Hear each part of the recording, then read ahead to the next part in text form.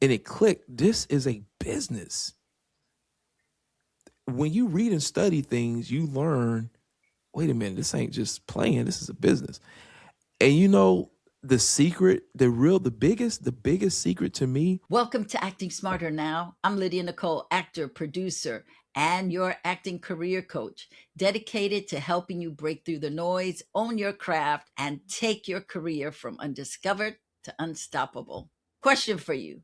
What happens when you finally reach your goal after chasing it over a decade, only to realize it didn't give you clarity, fulfillment, or the next steps you expected? Well, today I'm joined by Juming Delmas, former actor turned producer, content creator, and founder of Juming Delmas Studios, who shares his journey of holding one goal for 12 years, finally achieving it, and then courageously pivoting into creating his own lane through production and ownership. So without further ado, let's go to the interview. I want to know, what was your most challenging thing as an actor? I had a lot of challenges as an actor. There wasn't nothing that wasn't not challenging.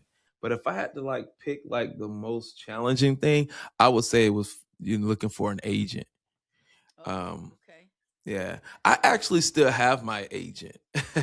We still actually talk. She's based out of New York City and things like that. Sometimes she'll send me some things and gigs, whatever, whenever what the case is. My agent right now is Shirley Faison. I'm not sure if you're familiar with Shirley Faison.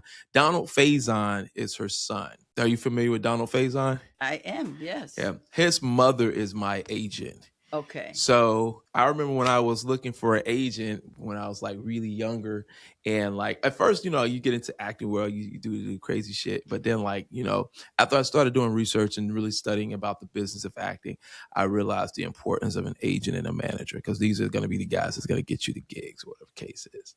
So I remember back in the day, I used to spend 5 to 6 hours a day on just phone calls to agents. I was reaching out to agents in California while I was in New York. I was reaching out to agents in New York. I had got this book. I forgot what it was called, but it was like a list of different producers and agents and things like that. And I would just go through this book, reaching out, making phone calls, sending emails. I got all these no's. Back then, I used to take no really like really personal. But after calling so much agents and expecting the no's, you know, you know, it forced me to like revamp my resume, revamp how I did things and things like that. So I would say the most challenging thing for me was like for sure, reaching out to agents at that time. Yeah, for sure. So let's start from the beginning. What made you want to be an actor? Will Smith. Oh, okay. I used to be like a fan of Will Smith. I was a very big fan of Will Smith. It was the movie Wild Wild West. I don't know what it was about that goddamn movie. I just really liked that movie. I just liked the art of it, and he was so funny to me. And then I was funny to people and things like that. And then he started like coming out with Hitch. And so I used to tell myself as an actor, I was like, my biggest, and I don't even really, to be fair, I don't even know if I really wanted to be like an actor per se.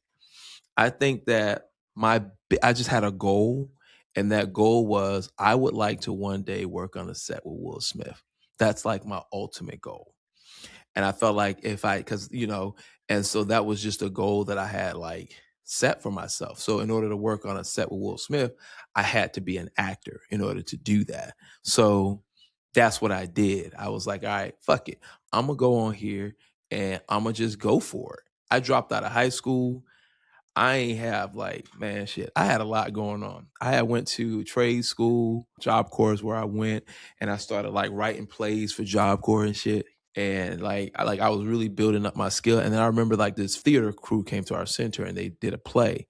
And I got immediately intrigued by that. And I knew that they were based out of New York City. So I'm like, all right, bet I can probably, see about working with these guys. They say, yeah, when you graduate from here, uh, come see us, come see us and, we can see if we can get you a role. I think they thought that they didn't know who the fuck they was talking to because it was like 9 months later. And like, I was like, all right, bet I'm going to do that. And like now, I worked hard for those 9 months at Job Corps, working my ass off because I dropped out of high school and I got my certificate and high school diploma from Job Corps, and I worked my ass off. And as soon as I graduated, I had $1,200 in my pocket. And when you graduate Job Corps, they give you like a stipend once you graduate. I went back home to Florida. I went back home. I said, "Hey, everybody, I'm not going to be here long. I'm about to go to New York for this acting gig that I'm about to get done, whatever, blah, blah, blah, blah, blah." Mind you, I haven't talked to these people since they fucking left. And then, they was like, "You going, where you going?" I said, "I'm going to New York." You know what I'm saying? I had $1,200 in my pocket. Did you know anybody in New York? No, I only knew them dudes. I only met them dudes at one time. That was it. Okay. So I want to break this down because this is so what actors do. So you didn't know anybody in New York, but these people told you if you could figure it out, they were You going to get a work job. with you. They're gonna work with me, right? Yeah. All right. Yeah. So during that time while you're prepping, did you take acting classes? What were you doing? Yeah, I know Black people don't do that shit at all, right? So at the end of the day, I didn't take acting classes. I felt like I could do the shit myself. And besides, I felt like I could do it myself because I was writing plays when I was at Job Corps. So I felt like it was some shit that I could do. You're writing plays, but had you taken classes? Did you know the structure of doing plays? Mm-mm. Okay. This was all beginning shit. Like I ain't know Okay. nothing. I just went out there on a whim. Hey, because you young, you got big dreams and shit. Like we young, we don't really we thinking, we following our heart, and I did shit, and So I did. you go to New York, you got $1,200. Mm-hmm. You mentioned that Job Corps was giving you a stipend. Did that stop when you finished Job Corps? So well, the stipend was the $1,200. That's how that was it. That was the graduation. That was the graduation. Yeah, I used the $1,200 from Job Corps to go to New York. Of that money, what did you get? A ticket on a plane? Did you drive there? Did you at least figure out I'm going to stay at this hostel, this hotel, this? Yeah, I had that shit mapped out. Listen, I knew that the Greyhound was like $75. So I used that $1,200. I used the $1,200, got the Greyhound. I had already prepped for the hostel before I got there. So I'm glad you already knew about the hostel. So I had enough money because the hostel was like, I think at the time the hostel was like $35, $40 a night or something like that. So for me, I'm like, bet I'm gonna stay here for a couple months while I look for a job, in the acting world. And I stayed at the hostel. You spend $75 to get on the Greyhound from Florida to New York, and you figured out you're going to stay at a hostel. What is the next thing that you do at that point? You want to hear what's crazy? Here's the craziest thing about my first encounter in New York, right? And like, I don't know if I really tell people this, but like, and most people didn't believe me when I said it. So my first time in New York City was the same day that Michael Jackson died. Wow. Okay. I landed in New York City the day Michael Jackson died. I remember I graduated from Job Corps like in 2009 in like May or something like that. I graduated Job Corps because I got there in like 2008 and I stayed there for like a year. And in 2009, I got, I made it, I went to Florida in May, toward the ending of May or something like that. Or we got into May, and then I stayed for like a few weeks at my aunt's house and then drove the bus all the way. And I remember when I first got to New York, I thought people was fucking crazy because it was like, oh my God, Michael Jackson is dead. You just saw people running around saying Michael Jackson's dead, Michael Jackson's dead. And I just remember like seeing like people were already like doing shit on the streets and I just remember thinking people are fucking crazy. That's my first thought process. So that was my first encounter in New York City, was the day of Michael Jackson's death. Now you're there, you get into the hostel. What is your next step? So when I got there, I got there through a cab because I didn't walk because I didn't know how I didn't think about it. So that was more money I had to spend for a cab to get there. Yeah, and that was expensive. So I got there, and then when I get to the hostel, I get situated. I'm in a room shared with a bunch of women and men from all over the country. we're all on bunk beds. And what's crazy is we were sharing rooms with men and women. So it wasn't like all women on one, all men on one. It was like we all from all over. So, I get there, get situated. The first thing I do is to get situated wherever the case is. Next day I call up those guys and say, hey, just want to let you know, this is Jamine Delmas. They go, who you are? I say, I'm Jamine Delmas. You guys reached out to me at Job Corps about reaching out to you guys when I'm done, graduated, and I get moved up here to New York City. So, you say, once you move up here, give us a call, whatever the case is. So I'm here giving you guys a call, let you guys know I'm here. Man, them people was like, oh yeah, well, we're not looking for anybody right now. That was striking on the motherfucking one. That was the starting point of my life.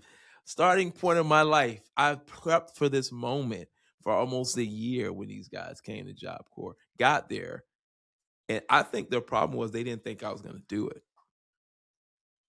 They didn't think I was going to do it. And I did. And I showed up. And I was in the city, right there in the heart of their city. And they didn't even give me a job. So what was your next move? You're there, you're crushed.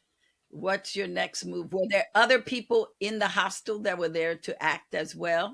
Nah, most of them was just there visiting New York, experiencing. I was like, from what I know, I was the only actor. So then I started searching for different plays. I started like, okay, like these guys didn't give me the opportunity. Let me see if I could find another theater that might be looking for an actor or whatever the case is. So I started calling up these different theaters, et cetera, blah, blah, blah, blah, blah. And I wasn't getting a hit. I wasn't getting no kind of hits at all. And so days were going by. I wasn't getting hits. I wasn't getting jobs, still looking for theater stuff. And then I started saying, fuck it, I need to start looking for a regular job to at least start paying for my hostel and shit for the shit before I be out of money. And lo and behold, I didn't find a job in New York either. Shit. And so I ran out of money. So I did, I started trying to figure out what I knew, who I knew around New York, and I didn't know anybody.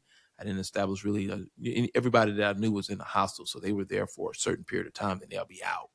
So I never really developed like long-term friendships or whatever the case is. And then I remember this guy who I grew up with who taught me the art of working. Like he taught me the art of work. And I just remember he lived in Connecticut. And so I called him, let him know I was in New York, let him know my situation. I knew Connecticut was like a couple hours. And I was like, hey, I don't have a place to go. And he goes, well, if you can find a way to get here to Connecticut, I'm not paying for you to come here. So if you can find a way to get here, you can stay with me. So I'm like, all right, bet. So I figured out a way to get to him. And so I started living in Connecticut. So then I was still on my manhunt, though, of getting into the acting world. I was still on my manhunt to do this, do that. But see, the thing is, I wasn't working.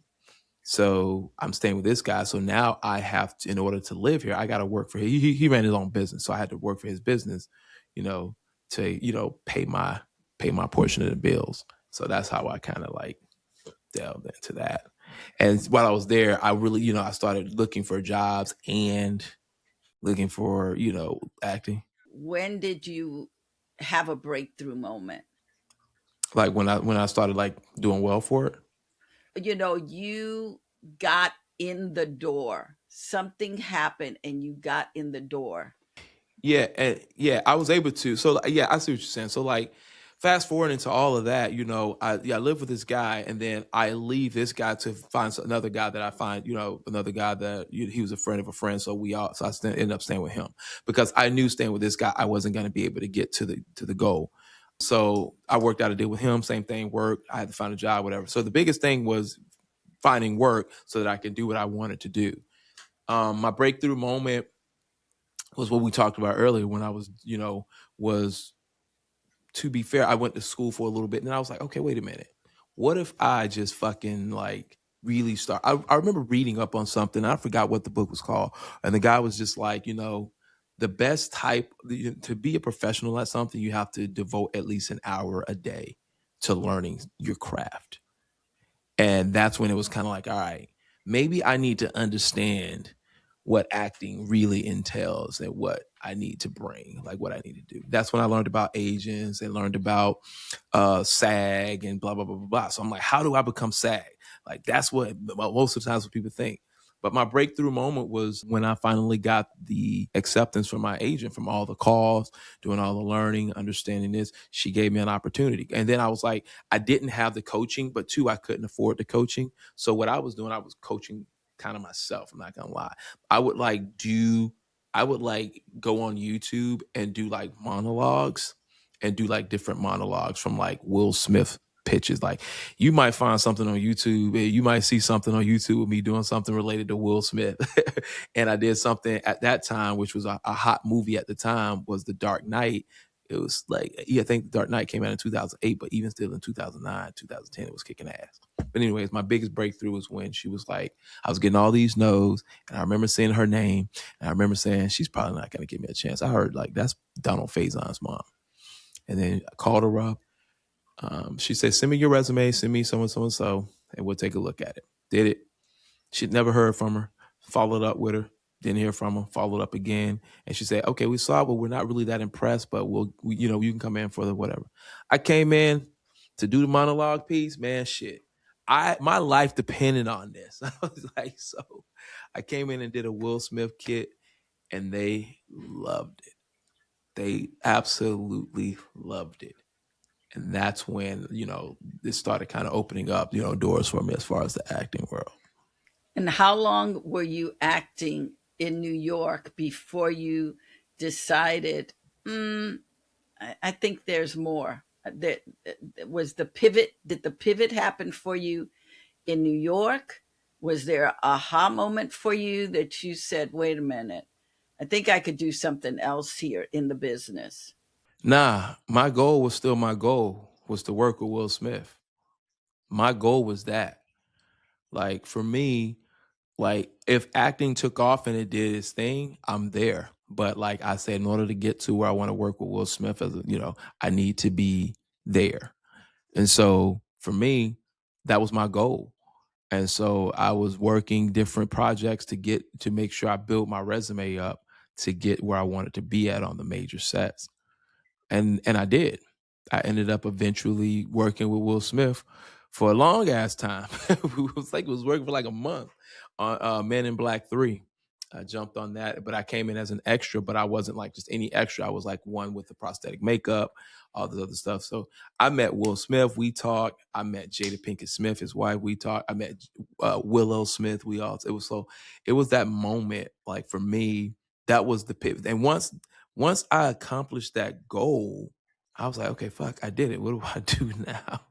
Because I didn't know what to do. I accomplished the goal, and I worked with Will Smith for a month. As a matter of fact, what's crazy is this time, this exact time in 2012, I was on set with Will Smith. This time, because it was in the month of December. And I remember our last day on set was my birthday, December 15th. So my birthday is coming up on Monday. And I remember us being on set this time all throughout the entire month of December shooting the Man in Black 3 movie. And then once I accomplished that, I didn't really know what to do. Once I accomplished, I didn't know if I really wanted to continue to be an actor or not. I just knew that I had a goal and I wanted it, and I accomplished that goal. I'm going to sidetrack a little bit to goal setting because that's my jam. You're telling me this whole time you just had that single goal. I want to work with Will Smith. I want to work with Will Smith. And the way you thought you were going to get there was through acting, being an actor on the set. So tell me if I have this correct. From 2008 to 2012, that was your goal. You got into acting at that time and you were just focused on Will Smith. I'm going to work with Will Smith. Okay, so just a slight skew. Wild Wild West came out in 1999. Okay. So now we have 13 years. So it's 13 years from that moment. I'm going to work with Will Smith. It's 13 years. I appreciate you giving clarification of the time frame because I don't think a lot of actors understand how long it takes. One of my goals, even though I always want to be an actor, but under the umbrella of acting, one of the people I wanted to work with, like you wanted to work with Will Smith, was Robert Redford. That I don't know was who the that is. person. You don't know who Robert Redford is? I'm about to Google it. Don't judge me. I don't know a lot of celebrities. Jamine. Robert Redford did The Sting. He did Barefoot in the Park. He did Okay. I don't know the none of these movies. Facebook. Well, so let me just tell you, Robert Redford also started Sundance. He is the creator of Sundance Institute. The film So, festival. yes, Robert Oh, Redford okay. Wow. started that. Anyway, I loved Robert Redford from the time I was a kid. Loved Robert Redford. So when I became a professional actor, my goal was to work with Robert Redford. It took me probably about 12 years to actually, and I was sending notes to his office all the time. I had a hit list of people I wanted to work with. Robert Redford was not only an actor, but he had turned Fact. to actor director. So he had done a movie called Milagro Beanfield Wars, and there were a lot of Latino characters in that. So I was submitting every week for Milagro Beanfield Wars, to the point where his secretary called my agent and said, "Tell Lydia we've gotten all of her materials, but there's nothing for her." Cut to a few years later, there's a film that's being cast called Indecent Proposal. And there's a part for a student. So I submit myself for that. They call my agent. I get to go in. It's a long story, but I ended up working with Robert Redford. It Mm. was it was glorious. I got to work with him for 3 days, and I was in heaven. So I Look at that. understand. So I say That's all this crazy. to say I understand when you have a goal to work with somebody and you actually get there. And sometimes it takes a long time for that to happen. It's not Yeah, that shit real. overnight. It's not Yeah. overnight. It doesn't just happen. Sometimes it can, but it lets you know how determined you are by continuing the goal. So my question Yeah. for you is, when did you start goal setting? Shit, when I was 11, that was my first Okay. goal. Okay. I was 11 at that time. To 1999, I was like 11. Yeah, 11, 10, 11, something like that. So I knew one, as a kid, that shit wasn't gonna happen. So I had to get through school, get through what I just had acting on my mind to be a better actor. And what's crazy, I still wasn't practicing for it or anything, but I was like joining like different little film projects around the neighborhood. Um, but yeah, for me, that was the first goal set. But when I did that shit, I knew then that I would be like, I knew then that my mind was unstoppable. Once I said that, and Mhm. like I got a meet, but where I fucked up is I didn't have a continuation after that goal. I just said I want to work with Will Smith. So as even as a kid, I could have gotten I could have elaborated on that shit a little bit more. Like, what happens when I work with Will Smith? Do I want to So continue the acting role? Kind of thing. so Yeah, go what's ahead. the shift after you work with Will Smith? What is the shift? Because now you've made your goal. Yeah, I ain't gonna lie, I was confused as hell. I was like, I don't know what the hell I want to do now. So I'm not gonna lie, I was confused. So I did something that I just thought made sense. I just went to school because I didn't. I was like, okay, well, maybe I can go to school now and do something in school and do that or whatever the case is. And see, that's where I was fucking up because I still was just setting these dead end goals. Like I'm gonna go to school, graduate. What does this mean when I go to school, graduate? I didn't have anything to go beyond that. You know what I'm saying? So I really didn't have and I went to school and I graduated. I was like, okay, well, I got graduated school. Let me go for my master's degree. So I did the same exact thing. It was until I was about it was until I was about 30 when it actually clicked. What did you major in, going for your bachelor's and then going for your master's? What were you majoring in at the time? For bachelor's, it was marketing, and then I thought about going back into the filming industry for my master's, and then I was like, I know that was a goal of mine, but I didn't know that. I knew then like I wanted to go back. So I wanted to do something like media studies, like digital media studies. So I got into digital media studies for my master's degree. And that's what's so sad, because it didn't click to me until my teacher, my professor from college say, okay, what is it that you always wanted to do? What do you want to do? I said, I want to be in the entertainment industry. Like, I am an entertainer by my nature. And then she was like, okay. Because at first I was going to school to be a lobbyist. I was, started that. So I pivoted my goal. I pivoted my degree from lobbying to digital media studies. Because with digital media studies, I didn't limit myself to just being a filmmaker. I didn't limit myself to just being an actor. I created an opportunity for myself to be a creator, an entertainer. So now the biggest and hardest goal that's more challenging than anything is being a business ownership. So when I really thought about all of the pathways that I took as a kid and shit like that, really being an actor, you're a business owner. Really, that's really what it came down to be for me. Like, okay, I need to be a business owner in the creative space. And that's what made sense. And being a business owner is tough. Because this is fantastic. One of the things I find with actors and creatives in general is they may have one goal, and then when that goal is accomplished, they fall apart Yeah. because there's nowhere else to go. And goal setting really needs to be continual. So you're Yeah. juggling a few goals. So when you hit that one, you're on to the next, and to set yourself up with maybe 5 years of goal planning. I want to be here in 5 years. I want to be here in 10 years. Most actors, if they do set a goal, it's that one. I want an agent. They get the agent. Now what? Or I want to be on this show. They get the show. Now what?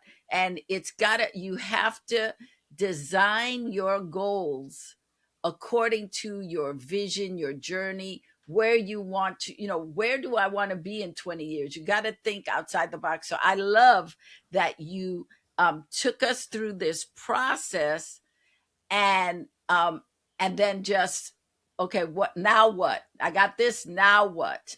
Because Mm-hmm. goals aren't the end all be all. They're just a tool to get you where you want to go. Now you started talking about wanting to have ownership, having a business in entertainment. And what did that become for you when something finally clicked for you because of your professor?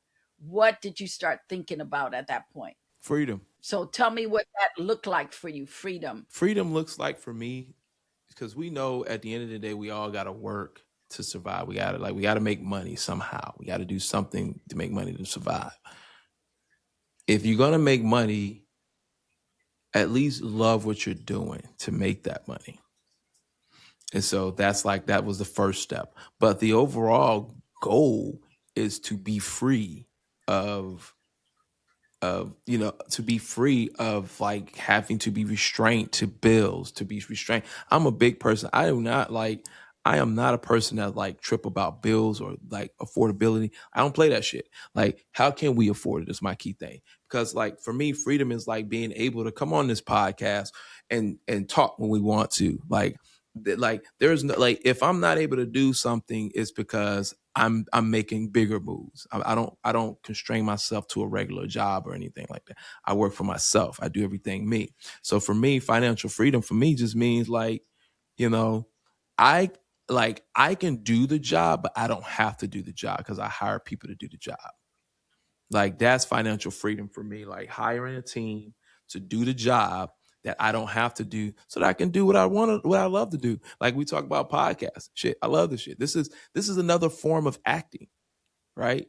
Like, and to be fair, some people are terrible at it. Some people are terrible at podcasts and some people are terrible at acting, but it's all the same art. And the key thing that I learned about this entire process is authenticity. Like, the reason why actors do so well in acting is because they come off authentic as a character. Still tying back to podcasting, coming back authentic as a podcaster is the same thing. You know what I'm saying? So this is where I'm at now. I'm in that digital podcast marketing space because we run a digital marketing agency where we focus on digital marketing and podcasts. I now have the skills as an actor, as an entertainer, as a producer, because I've also produced, short films and documentaries. We're also an award-winning film production company, right? But my focus was people oftentimes have a hard time understanding how to tell a story, whether it's with a movie or with podcasting. And podcasting is the same thing. And because now podcasting is this new reality TV and people are now tapping into podcasts, I'm like, wait a minute. I've already got over 20 years of experience in the entertainment industry as a whole. Why not bring that to podcasting? That's why we were able to get over 50,000 subscribers in less than a year with our podcast. Because we understand the art of storytelling. We've been selected 46 different times to Okay, different you're film jumping festivals ahead of across the me. world. You're jumping ahead of me. Sorry, You're I'm jumping going. ahead. I'll go. You're jumping ahead. I want the audience to understand that there was a process that Yeah. because you had this struggle, because you had this stuff, you started to think outside the box. I think Wait, that's I didn't really even really tell important. you a real struggle. Even as an actor, Lydia, I was sleeping as an actor before I worked with Will Smith. I was sleeping at the subways. I was Why? sleeping at parks because I Why? couldn't afford to get in a hotel as an actor. Like my goal was my goal, and I was like, okay, I have to sleep at these places. Why? Because one, I lived in Connecticut. Because remember, I transitioned from New York to Connecticut, and then the train to Connecticut and New York stops at a certain time, the Metro North.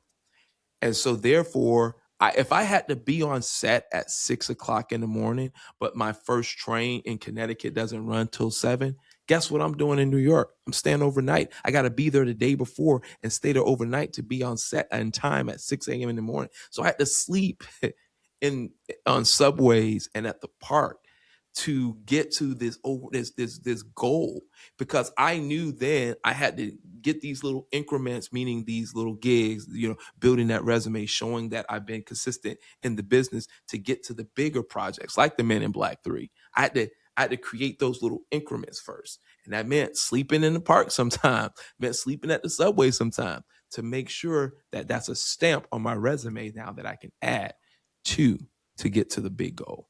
That was some struggles. And New York, it gets cold. It gets cold in New York. It snows. I was out in the cold sometimes. It sounds like it was not only a struggle, but you were sacrificing to get to your goal. For sure. Well, you were doing what you needed, whatever that took for you. You were not going to let your goal not go unmet. So I think it's Mm-hmm. important. What you're sharing is your tenacity, your dedication to go, nope, this is what I want. I'm not going to let anything stop me. And I think for most actors, the minute they have a barrier, the minute there's an obstacle in front of them, they turn around and they go back home. You could have gone back Mm-hmm. home many Yeah. times, but you were determined, okay, how am I going to figure this out? I didn't come prepared, but I got to figure things out because I'm not going back. I'm not going back. I'm going to figure this out. So people are willing to talk about their successes, but not everybody is willing to take you through the Those journey to struggles. say, this is what I had to do. So that's why I want to stay here a little longer I was because broke. I Yeah, I was broke. Listen, Lydia, I was broke. I had no money. I was living with somebody else. A whole other man was taking care of me. A white man was taking care of me. You know what I mean? And he's now my dad. To this day, I call him dad. He's my father. He was like the person that took me in when I came as an actor. Like it was a struggle. There was days I didn't eat. You know what I'm saying? And because even when you get paid as an extra or whatever on a set, you're not getting a lot of money as an actor. Like literally, you'll get $75 a day for 10 hours. What is that?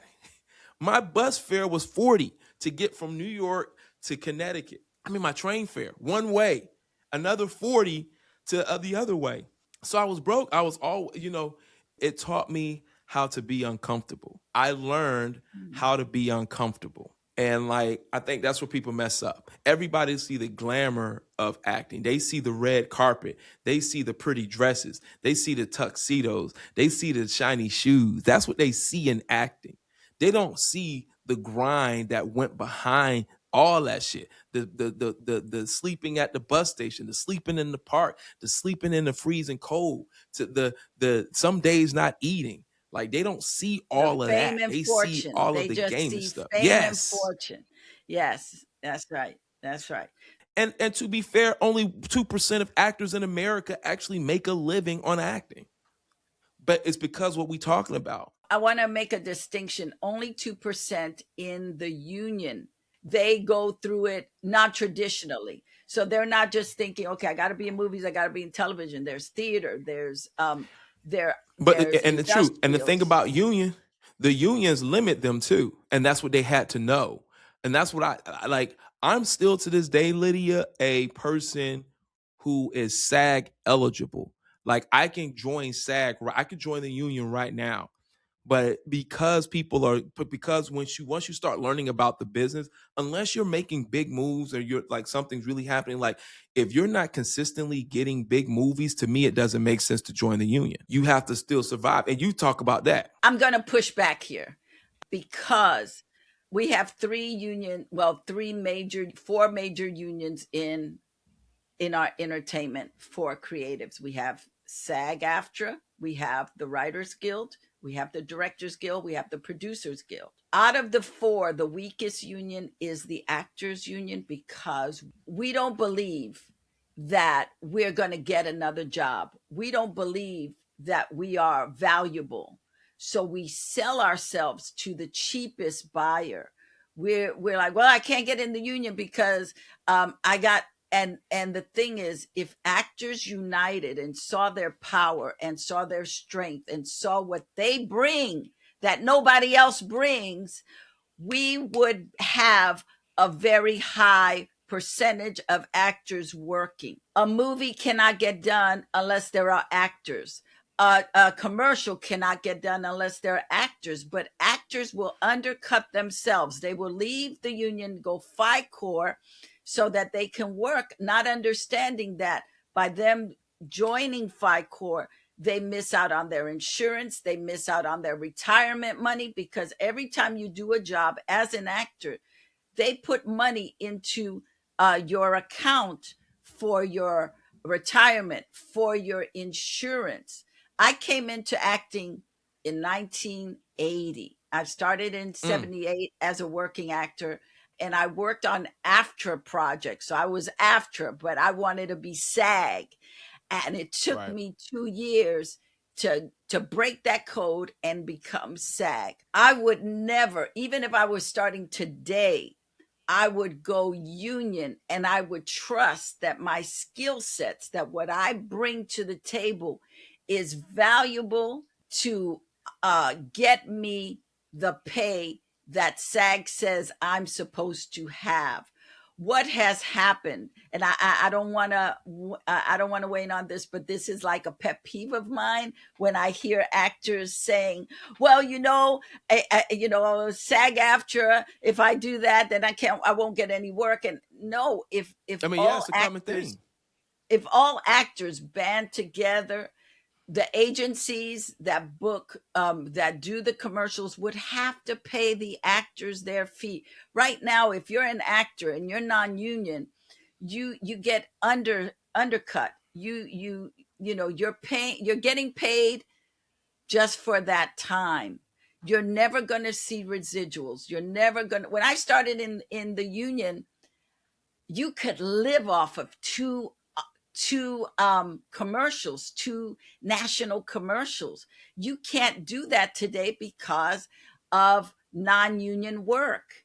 So it's a long conversation, but I just want to say to you Right. that if we as actors take back our power and stop feeling like imposters, because part of that is an imposter syndrome, to say, well, That's I true. won't get that, I won't get that job, so you know what, I'll get it now. And I have friends who are professional actors, who are multi-talented, who didn't believe that they were good enough, so they went FICOR so they could get a thing. And because, like you, I'm also on the other end. I'm a producer. I see how the game is played. I go, okay, yeah, we're not playing that game, sir. Oh, not today. We're not playing that. What I learned from the writers, and being in the Writers Guild, what I learned was writers are uncomfortable all the time. That's why they Yeah. will strike. That's why they'll go, no, you're going to pay us what we're supposed to get. Right now, we're in the Right. Wild Wild West as far as we're in the Wild Wild West because of new media, because of AI, because of all this stuff. The actor has to truly become the CEO of their business. They have to really go and go, you know what? I have to make my own projects. But see, the thing is, but some of the things that we're gonna be challenging here, then I know that we're talking why people need to join SAG, but you just mentioned a very good point about AI. AI in itself is also replacing the work of some actors, right? So that's the Not, thing that's now yes, coming into but play. not excellence. You can have AI, Right. you can have, but you can never replace excellent actors. You can never replace You actors can never who replace that. are But how do you get to never. that? That's the question. How do you get to that? Because people who are starting out in this acting world, they still have to get to that point, right? How do I guess the greatest question, because I agree with your point. I love your question. How do I love your question. how I do got you an answer for how you. do you transition from non-union? How do you know, right, when to transition from that non-union to that union? The first thing I would say is, what is your brand? You, as an actor, not only have to have the talent, but you got to know your brand. What is it that you sell that nobody else sells as an actor? It's not I'm a Latin actor, I'm a black actor, I'm an Asian actor. No, what do you sell that the industry needs? And start looking at what is getting cast. We talk about there's not a lot of work for actors of color, but the truth is there's less work for white actors because there are more of them. Actors of color, once you get in the door, they're going to use you over and over again because they now know your name. They go, Right. oh, so and so hired you, I'm going to hire you because I trust them, so I'm going to bring you in. So that's one part. The second part is coming in, knowing your material, being irreplaceable. If you come in, you are a team player, you know your work, you come in, you are off book, you're coming in to play, you are taking direction, that keeps you working. Your reputation follows you. Once you start getting credits on your resume, you are now valuable because other people want to hire people that other people hire.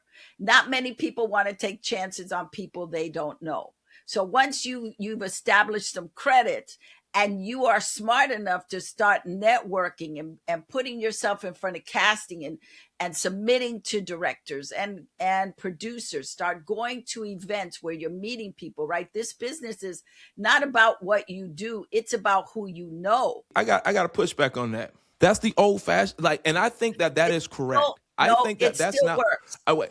It still Well, no, works. I'm not saying. I think that that's one way now. I think Gary Vee said it the best. Gary Vee, I'm not sure if you know who that is as a I speaker.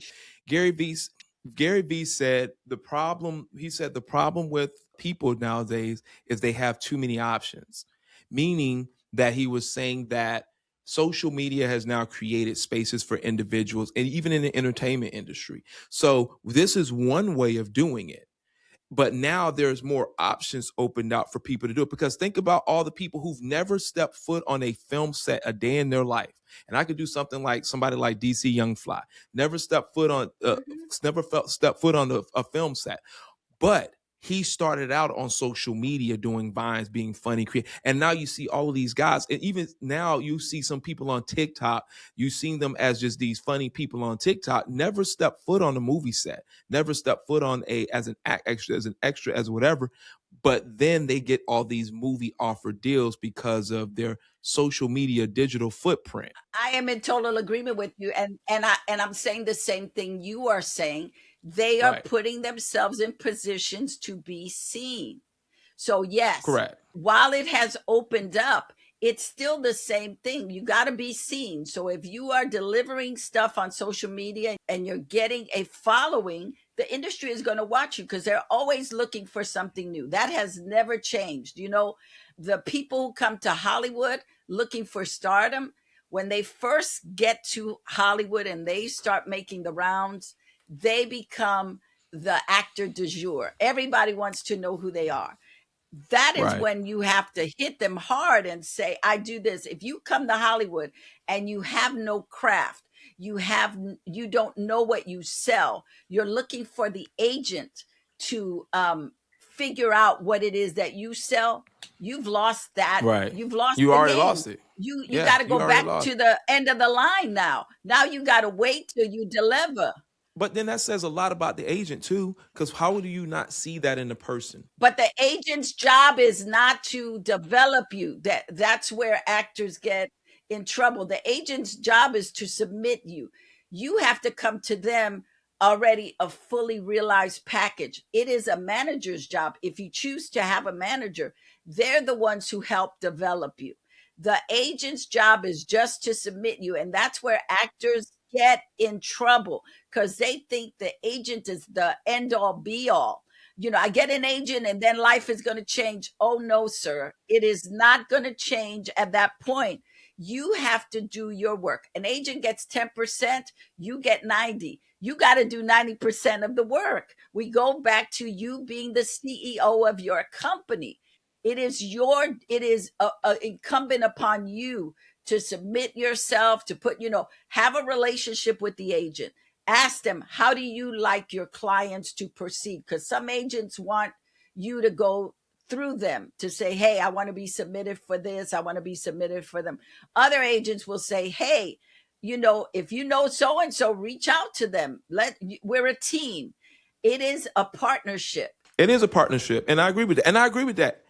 Yeah, and I like this. I like the conversation more than the interview because I'm more like I'm with that because I can sit here and say I agree with those parts, and I agree that we do fuck up, and I did because in my mind. But see, that's because it's lack of knowledge, and that's why I say once I started Exactly. learning 5 hours a week, I started to understand like, oh shit, this is what I need to be doing. And even before I started producing, now I know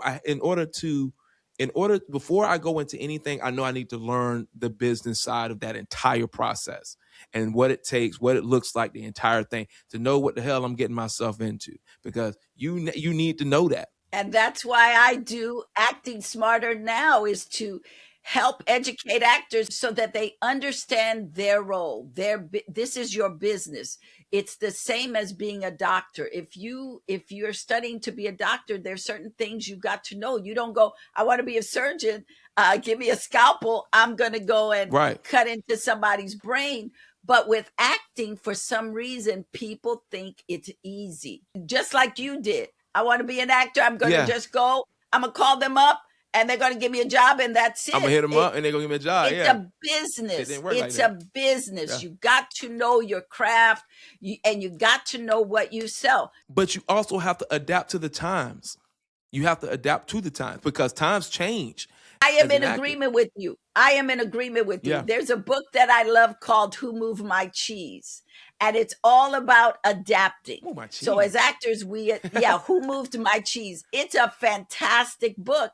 But what happens, and this happens to actors all the time. Some actors are able to book a series when they come out of school. They book a series, they're on a show for 3, 4, maybe 5 years if they're lucky. And then that show is over and they're waiting and waiting and waiting and waiting. And I've known actors who have waited 10, 15 years. It's like, no, you can't be waiting. Go look for the cheese. Your cheese just got moved. Now you got to go look for it. Actors who have a long career, for the most part, are adaptable. They go, okay, what do I need to do? Where do I need to go? They're not waiting. I did this TV show, or I did this movie. Before that movie is over, they're going for the next thing. We are on the same page. As a creative, just in general, you have to be adaptable. I know actors who refuse to get a smartphone, and I'm like, that is how the business works. Everything is done through your phone. What are you talking about? Look, this is how we do business. Whether you like it or not, you got to adapt. You have to, if you want to work. Lydia, I'm gonna just be 100 with you. I'm gonna be fuck that. They broke. It's what it is. It's what it. Listen, people make up excuses to be broke. If you choose to not get a smartphone, it's because you're fucking broke or cheap or whatever the case is. Then you don't You want don't want it. Then you don't want it. You don't Then want you don't want it. And that's how it is, though. And that's so sad because so many people don't understand that. Even though you said it's a business, because that's what it is. At the end of the day, you still have to invest into that shit. You still have to invest money. And to be fair, as a business owner, I say this on my podcast all the time, Lydia, and I'm glad we're talking about this. As a business owner, it is extremely fucking expensive. Being an actor is extremely fucking expensive. It's extremely expensive to be an actor. You have to invest into your class, travels, everything. That's why you have to have a job to bring in money to support your craft. People do that in business. People do that in just a regular business. They start a small business. We don't think as actors we have to do that. I mean, I just had a conversation with my daughter. She's in a class, and a couple of actors got a photographer that charged them $100 for headshots. I said, they're going to have to retake those headshots, because if you take headshots for $100, you are not getting in the door. You need to invest in great headshots, not good headshots, not okay headshots, great headshots to compete. You got to compete as an actor. You're competing. The difference from when I started to now is we didn't have social media. We didn't have computer or the internet. And so you could shit easier now. To me, it's easier now. I believe so. To me, it's way easier now. I'm with you, but people don't want to do it. They don't want to spend the money. They don't want to invest. And so if you want to be an actor, it's going to take you anywhere between, I want to say, 2 and 4 years for you to really start to get a handle on it, because you got to take classes. You want to be where people are, where people are talking about the business. Oh, so-and-so is casting this. Hey, Juming Delmas is doing a project. I saw the script. You may want to get your stuff to him quickly, because they're going to start rolling at the beginning of January. That's how it starts. You're hearing conversation. You got a headshot. You got a resume. You got to have a good headshot. Even if you don't have a resume, your headshot has to sell your And it can't brand. be this black and white shit, because black and white is cheaper than color. And so, well, there's no more black and white. But there's no more black and white. Black and white anymore? No, if you give a black and white shot, they're really not going to look at you. It's all color. And just and just to be clear, when they're looking at casting now, right? It's on the internet, so your picture is about that big. So that picture's got to pop.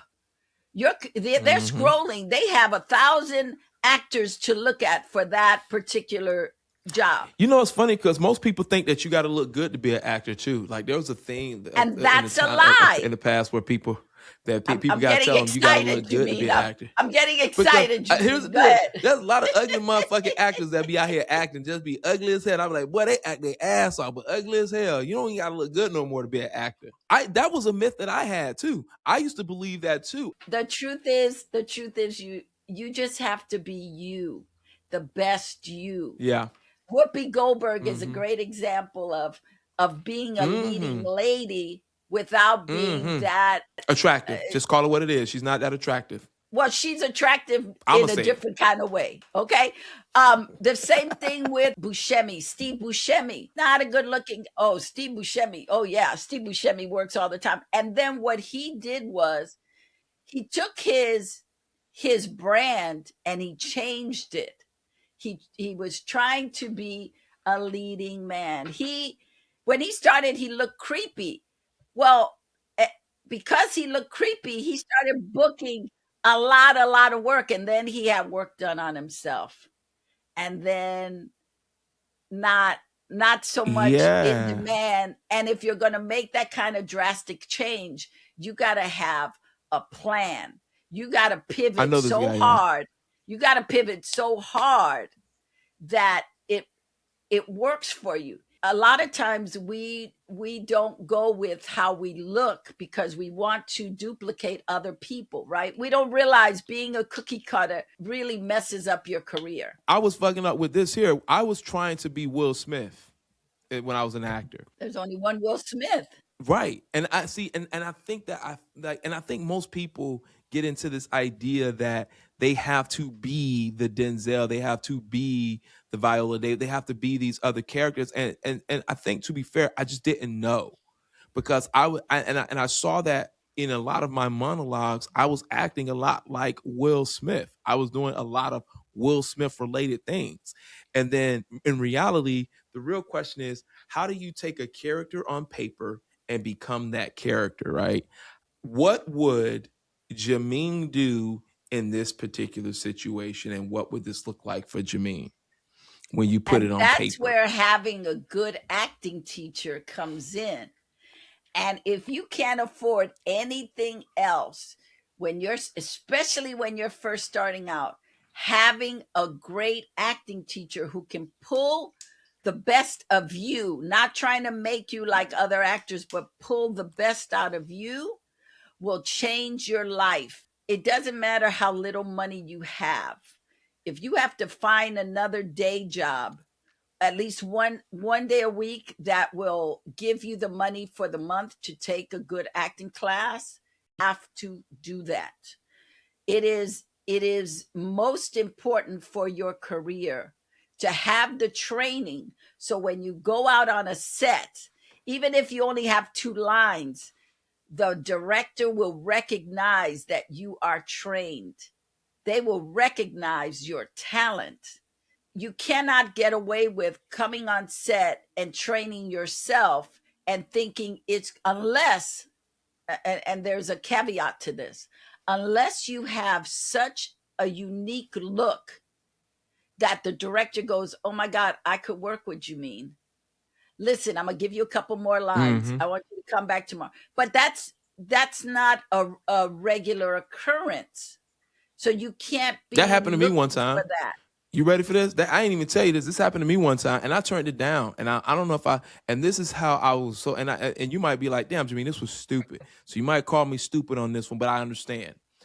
When I got the job on Man in Black 3, I had to choose between two major projects, and that was Man in Black 3, and I don't know if you ever heard of the HBO series Curb Your Enthusiasm.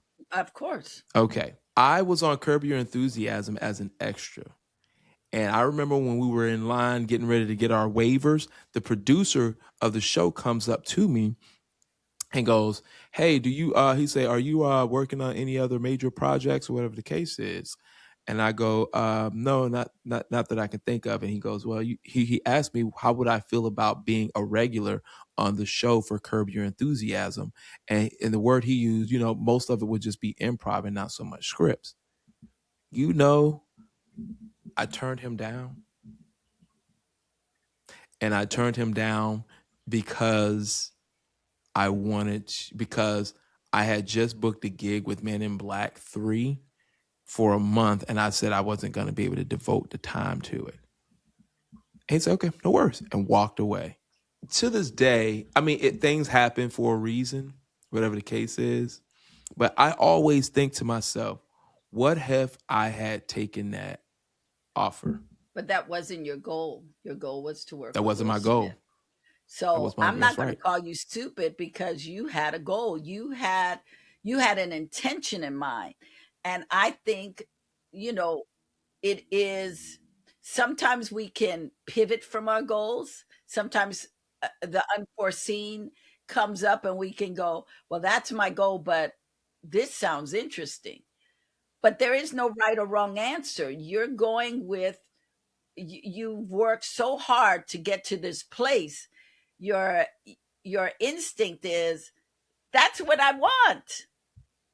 So I don't, I listen, I would have done the same thing. If it was working with Robert Redford or being on, I would have said, nope, Robert Redford, sorry. So And that speaks about a lot about the character too, right?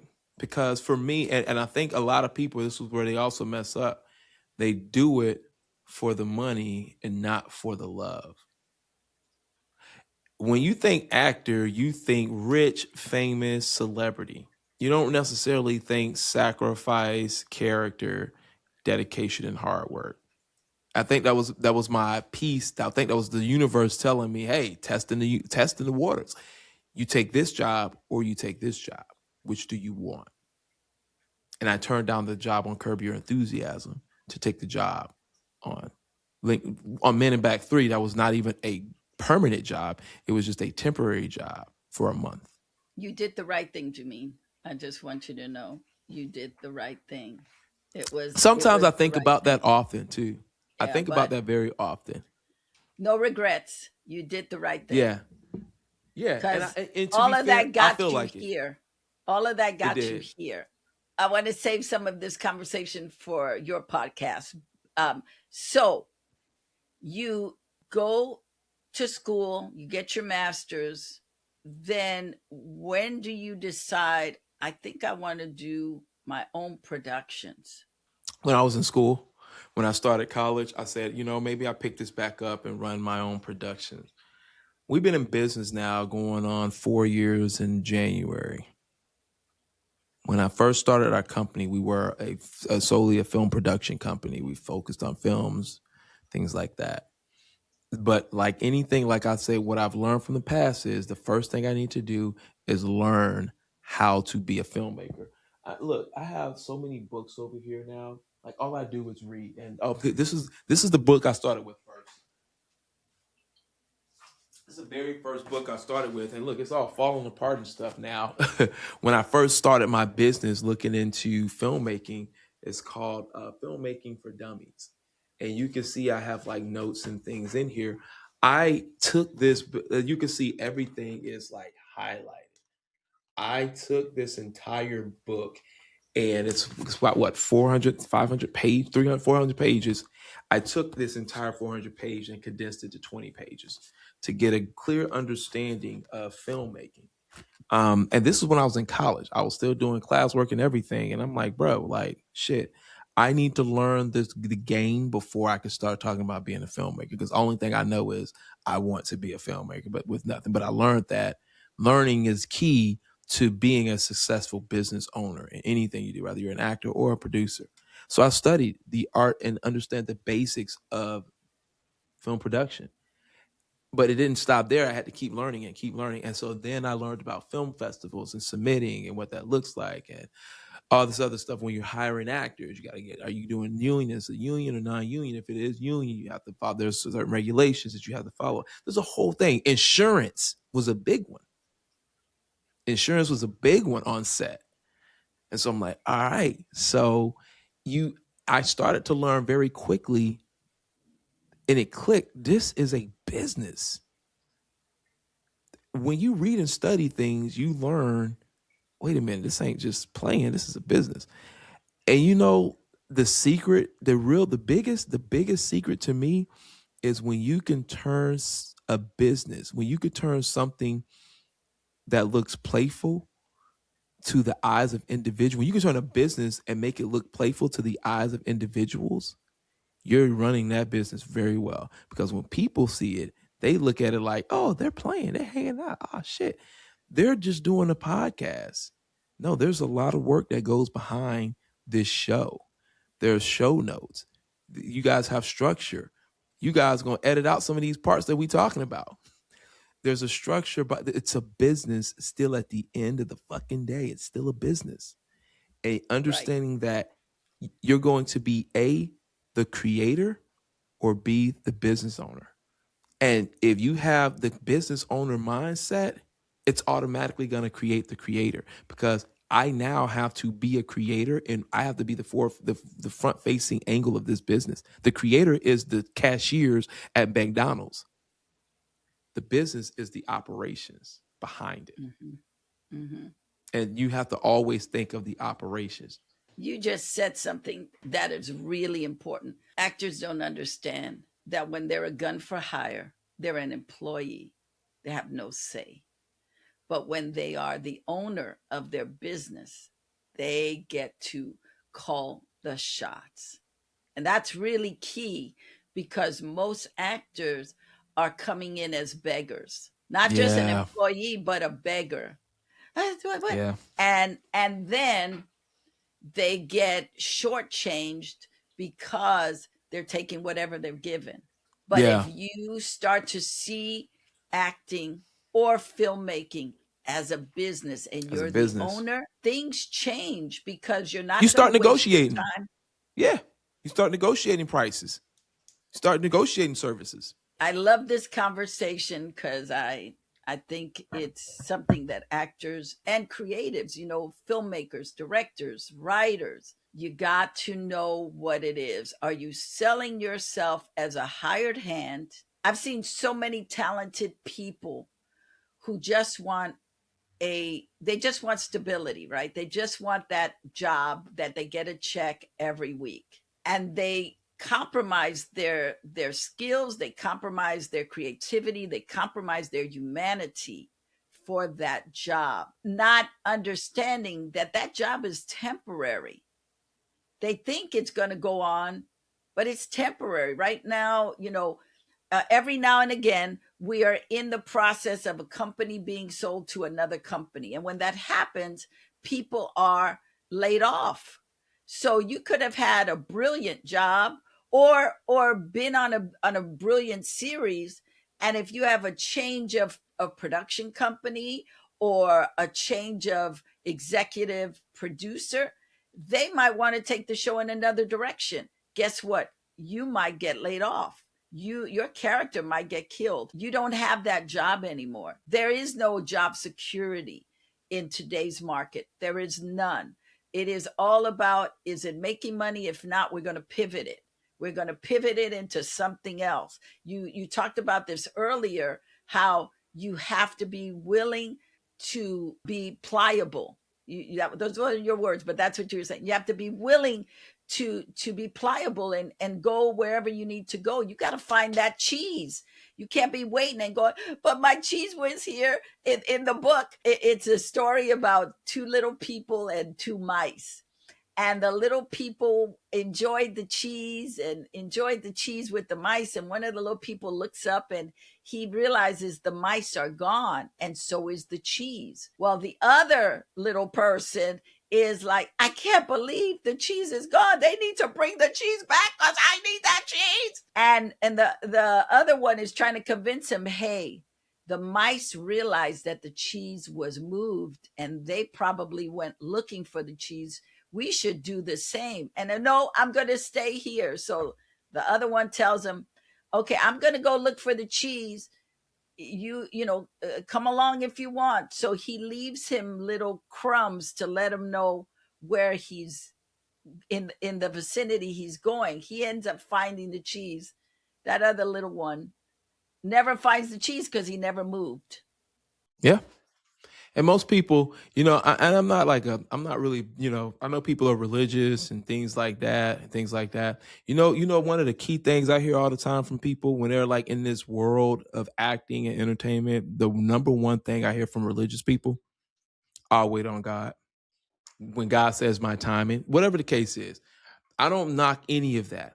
But if God gave you the opportunity he gave you feet to walk, arms to move, eyes to see, ears to hear, a mind to think, and you just sit around and wait and expect things to happen, those are the people that are oftentimes making excuses for not doing something. Because at the end of the day, if God gave me all the wood, all the 2x4, all the plywood, all the roofing, all the tools I need to build a house, gave me all the concrete, everything there, and it's all just sitting there in the yard waiting for me to build this house. I'm not going to sit there and say I'll wait for God to build this house. That house is not going to get built. You have all of the materials and tools you need to build this home, to build this dream. And he is giving you the tools to do it. And you say, I'm going to still wait. You sound crazy as hell. I am so glad you brought this up because I fight with Christians all the time. And I'm a Christian and I believe the Bible, but I also believe he gives you the tools. He says, move and I'll go with you. The miseducation of a lot of Christians. They go to church, they hear a scripture, and that's what they hold on to. They take it out of context. They don't study the word. The Bible tells us, study the word to show yourself approved unto God. Study is the key. You got to study. You got to, okay, how did so-and-so do it? How did so-and-so do it? You know, he had Abraham move from his home and go where he had no clue where he was going, but he was trusting God. There's movement in faith. Well, let me back up a couple of things. First of all, as actors, we walk by faith, not by sight. I don't care whether you are a Christian or not. We're walking by faith because we don't know what the next thing is. But when we are intentional about what we want and where we want to go, we tend to get there because we are intentional. It is the same thing. Intentionality. Yeah, we're intentional. You were intentional about working with Will Smith. It happened. Yeah. It didn't happen overnight, but you were intentional. Within that time, from you wanting it to you getting there, you not only had intention, but you sacrificed, you struggled, you were determined, you were proactive, you kept figuring out, okay, you were tweaking. How do I get there? You're tweaking. As artists and Christian artists, we have to continue to do our work. I had a friend who was an actress who was always waiting on God. I said, girl, God sent me here to talk to you. Do what I'm telling you to do. Well, God didn't talk to me. I said, he's talking to you now. He is talking to you now. You know, I used to get frustrated. I don't get frustrated anymore. Because I go, okay, well, you wait, but God has already given you what to do, and you're being disobedient because of your fear. You're not listening to God, you know, and that's right. The other thing is people go to church, but they don't listen to God. They're listening to a pastor, they're listening to somebody else, but they're not going back to studying. Whatever you do, you have to study. So if you are going to be a disciple of Christ, you got to study the word. The brain is the tool. We just talked about the tools. He gives you the tool to think. And then you talk about, I can't get a job, I'm not getting gigs. He gave you feet. Are you walking to these agents, to these managers? There's no reason you cannot do the job. When people tell me I'm waiting on God, well, you wait there. I'm gonna go over here because this is what God's telling me to do, to move away from you because you tripping. I know for a fact what it is, Lydia, and the truth of the matter is people use God to justify their laziness. That's all they doing. They're lazy. It's what it is. And you're trying to make it seem like you're trying to mix this. It's God plus my work ethic and if me being patient. That's not what that is. You're lazy. You don't want to do the work, and you're justifying your laziness by throwing religious biblical words into it, when in reality you got the tools, you got the hands, you got the feet, you got the arms, you got the eyes, the ears, the brain. You have all of these tools to build your house. He has already given you those tools, and you still sit there and say, I'm gonna wait. And guess what's gonna happen with all that material that you're waiting on, all that wood from all the ups and downs, from the storms, from the rains to the snow? That wood starts to decay. It starts to wither away. Yes. What happens to Yes. what happens to Yes. now all of the tools that you Yes. use, the hammers, Yes. the impacts, the drills, they start to rust because you sitting here waiting on some goddamn tools. You sitting here waiting, and all your tools are now withering away. What you had in the beginning does not last. You get older, shit starts decaying. Now you looking back and saying, "Damn, I should have did it when I was younger." No, no, no, no, no, no, no, no, no, no, no. You was waiting on God. That's what you was doing because that's what that God didn't tell you to do that. He gave you the tools already. So what you talking about? You tripping, and that's why for certain people, you can feel it, Lydia. I can feel when somebody's just not there, and so making sure you're maintaining and keeping the company you want to keep around because there's people out there who gonna go out there and get it.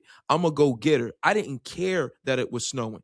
I didn't care that it was raining. I didn't care that I didn't have a place to live overnights to get to the job. I didn't care. I knew that I had breath. That's a tool. My breath is my tool. I'm utilizing my breath as my tool to keep going, to keep pushing, to keep going. My lungs and shit is working. My heart's pumping. That's my tools. I'm gonna keep going. That's Yes. that's waiting on them. That's waiting on them. So I hear this all the time in business, and people make all these fucking excuses as to why they can't do it. Get away from them because they are holding you back from your true potential. I'm where I'm at today because I didn't play that shit. And if people were on some I can't do it today, or people making excuses why they can't do something, to me, you lazy. You don't want to work. You don't want to do it. And oftentimes there's a reason why there's a very small percentage of people in the industry that makes a living off of what they do. It's because they are for real about what they do and they isolate everything else out. We ain't listening to that. You don't want to work, don't work. Go back to a 9 to 5. They ain't got shit to do with me. Absolutely. One of my favorite examples to give people when they start talking about they're waiting on God, in Raiders of the Lost Ark, Harrison Ford has to get across. He's in a big cave, and the bridge is out, but he's told just take a step and the bridge will show up. He can't see the Mm-hmm. bridge. And so he has to rely on his faith to take those steps, even though he can't see it. Every time he puts his foot, the piece of wood shows up, another piece of wood. And because he just is obedient to follow the Right. direction, he is able, as he walks, to see another piece of wood, another piece of wood. That becomes the bridge to get him to the other side. That's how faith is. You got to take the step.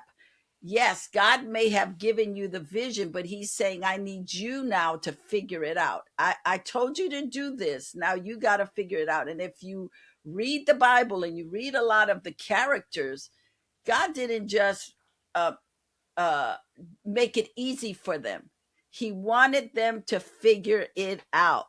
He tells us, I make a way for you where there is no way, but we have to be active. Waiting Mm-hmm. in the Bible is not a passive thing. It is active. Go do, be in the class, shoot your short film, get and start doing a podcast. And while you're doing it, you're learning, you're figuring it out. You want to do a podcast, start it funky, start it nasty. It may not look good, the sound may be horrible, the picture may be horrible, but every time you do it, you learn a little more, you get a little bit Yeah. more experience, you keep going. You're watching people who are successful in their podcasts, you're watching them do this Yep. stuff. Going back to the tools you were talking about, he's giving you the tools. He's not only given us the tools, but we got to keep them sharp. We gotta it Right. requires us to keep them sharp. It's not, well, I Learning. got this tool. Yeah. How are you going to use AI for your business? How are you going to use social media for your business? Instead of going into that fear mode or that doubt mode or that a distrust mode, well, I don't use social media because I don't want them to track me. They're tracking you no matter Right. what. Yeah, they can find your ass now. They could track you. They could track you through them little cameras on their phones. On your phone, they could track you through that. Easy. They can Easy. track you through the streets. They got cameras on every street. So Everywhere. you think, and then your neighbors have the rings. So if they want you, they Yeah, they will use them find cameras. you. Yeah. You They don't will have to find have you. a Yeah. smartphone, but how are you using the That's an tools to excuse. get where you That's an want to excuse. go? That goes back to the excuses what we was talking about. People that are talking about they don't want to use smartphones because that reason. That's an excuse. That's a lazy man mentality. And to be fair with you, Lydia, I don't even want to work with people like that. Rather on the business side or the consumer side, I don't want to work with people like that. And see, that's the beauty part of being your own business owner. You don't have to work with everybody. You choose, you pick and choose who you want to work with. You pick and choose the partners you want to work with. And when people start making excuses as to why they are not getting like the acting classes, why they not getting headshots, why they can't do this, why they not doing that, like that's an excuse. And it's because they're justifying their laziness. That's the dumbest shit I ever heard. You're not gonna do it because you don't want to be tracked. That's what? What? If you got a driver's license, you're tracked. If you got an ID, you're tracked. If you work rather for yourself or for somebody else, you're tracked. If you're receiving you're tracked. If you have a bank account, you're tracked. You know what I'm saying? Like if you have a house, if you have rent, if you have light bills, you're tracked. It doesn't matter what these are Mm-hmm. just excuses that they're using to justify Mm-hmm. why they're lazy. Mm-hmm. I, Mm-hmm. I don't I, and you know what I do, Lydia? I play into it. I'm like, oh, okay, bet, cool. And I make it sound like everything cool, but in reality, Lydia, in my mind, I'm like, I ain't dealing with that. I already know Mm-hmm. what that is. And you start developing those kind of people Mm-hmm. around you, you Mm-hmm. start becoming that way. So I want to ask you, how do you know when you first meet somebody for a position? How do you know they're the right fit? How do you figure that out when you meet them? For like my company or something like that when Yeah, I for meet your somebody. company. Yeah. Yeah, I'm glad that's a good ass question because in the interview process, this is where everybody is on their best behavior, got the best resume. I'm gonna be saying all the right things in an interview, all this great stuff. Can you do this time and this time? Yeah, I could do that. The best way that I identify people is giving them work ahead of time. They're going to work to be able to come to this job. I'm going to give you a task before you can even get this job. You might not even get this job. Are you going to do the task? Because right there, that is going to knock out 70% of your people right there. Because some people are going to have a mindset, I'm not doing this. I'm not even getting paid for it. Good. I don't want you because you're here for the wrong reasons. That's the first thing. Like we just put out a position 2 weeks ago. We just hired on a digital marketer. She's coming on as a manager. I've been hiring for this position for like 2 months. I've turned down people left to right. There's just not a lot of people who want to work. It's not a lot of people who got it. I hired this girl on, but I gave everybody a task. Not only did she do the task, she did it faster, quicker than everyone else. And then the task that we gave her, it was like spot on. It's exactly what we need for the company. Now, we're gonna bring her on. Now you give people that 90 day, that 90-day window. You get the KPI, whatever, find out how they're doing. But just off initial spark from what she's brought on versus everyone else, this is you give people things to do before they get to the job. That's why companies they have like a 3-step process before they hire people on. There's like you go through the interview, but then you got to take a test, but then you got to do this and you got to do that. They're purposefully putting work on you to see the type of character they're dealing with. And most people are like, well, I can't do that right now. Or even more so, some people are like, I'll get to that later.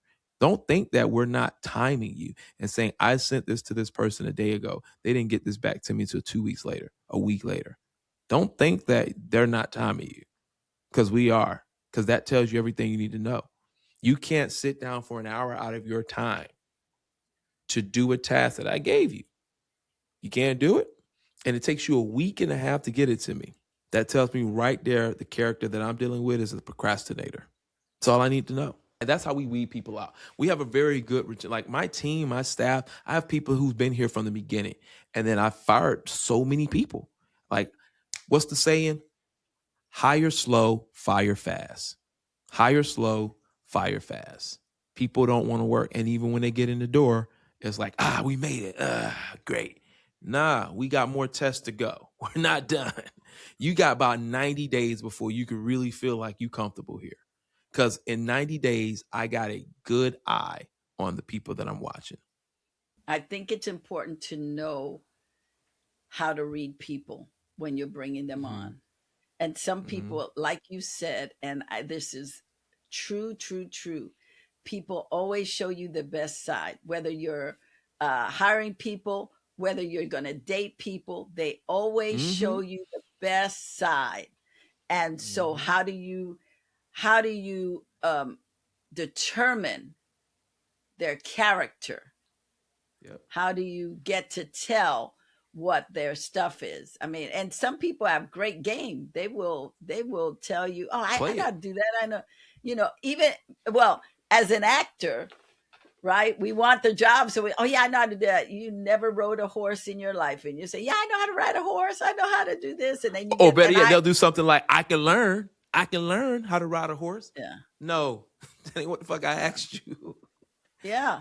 And you have to be honest. And I think as the actor or the creative, that's where honesty comes in. I'm sorry, I don't know how Yeah. to do that, but if you hire me, I'll work my butt off. That's a different conversation that I can learn it. I can learn it because here's the thing. Everybody wants a check. Yep. Everybody is not going to be check worthy. And I'm so glad that you said that, because people come in here for one thing and one thing only. They're not like, another thing that I look at, and this is really, really big. I look at resumes all the time. You know what I rarely ever see? A resume that has 10 plus years at a single company. I rarely see that. So even when somebody says, I can do the job, I could do this, I could do that, great. Why are you not currently working? That's a red flag for me now. Either you quit and or you was terminated, because you're not going to put yourself in a situation, if you have bills, that you're going to just leave a job. Back then, people used to be like, hey, I got 3 more years on this company and I'm retired. I'm so and so. Like individuals now that wants to work, is all about what you just said, a check. They just want to get the money and see the next, and they treat it like a relationship. This is our lovey-dove stage until I no longer too much care for it. The passion dies with it later on, and the check becomes repeated. All right, well, and then there's no passion behind it. So it's like identifying people and their longevity at companies. And if they lie on their resume, there's platforms that you can find out, and I got it on the live on one of my shows. There's platforms that you can actually look into for individuals who lie. Like, even though you can look at their resume and see all of their jobs, there's a platform that shows you the jobs that they actually work. If they got one penny from any of those companies, it still got to get reported. And there's a system that shows they was paid out from this company for 2 weeks. It's like, why is this not on the resume? They was paid out from this company for 3 months. Why is it not on the Mhm. resume? You're able to identify. So that there shows you right there. They're already coming I in want to line to know you. what that is. I want that. I want that. Yeah, Please, you got to send me yeah. that. I want that. I'm gonna send you that. Yeah, I There's a think way that's you'll be able to. fantastic. Yeah, because people are lying, and I say that because when people are like, I have options. The reason why people are quitting is because they feel they got options. They feel like they can come to a job, a company, and say, you know what, I don't like the way you operate. I'm out.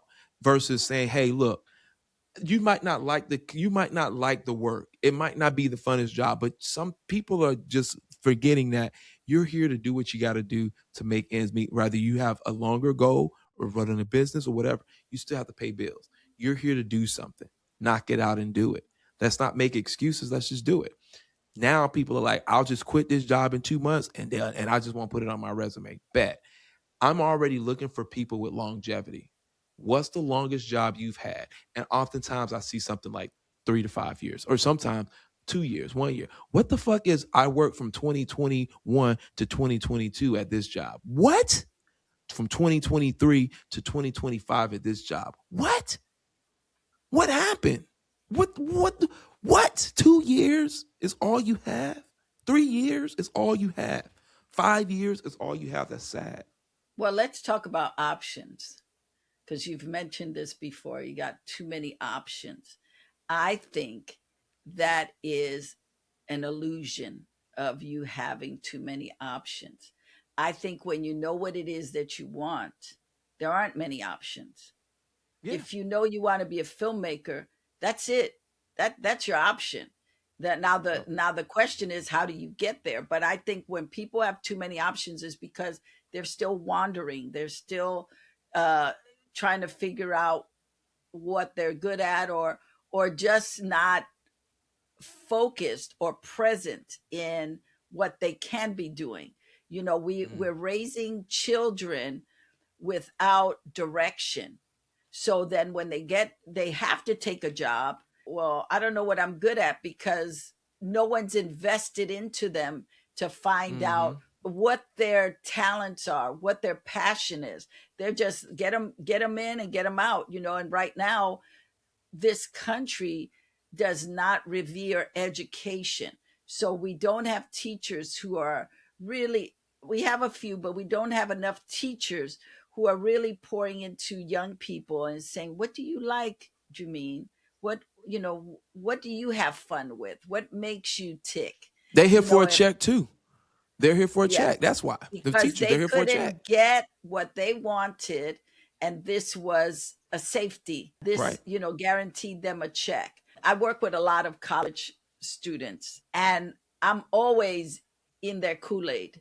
It's like you may not have known what you wanted, but when you leave here, you're gonna know what you want. Cause I'm gonna be on you, I'm gonna be talking to you, I'm On gonna your be your ass. mother, I'm gonna be your mother Yeah. until you leave. And because I Yeah. feel a responsibility as an elder to give that to young people, to go. I Yeah. always say, so what do you want to do?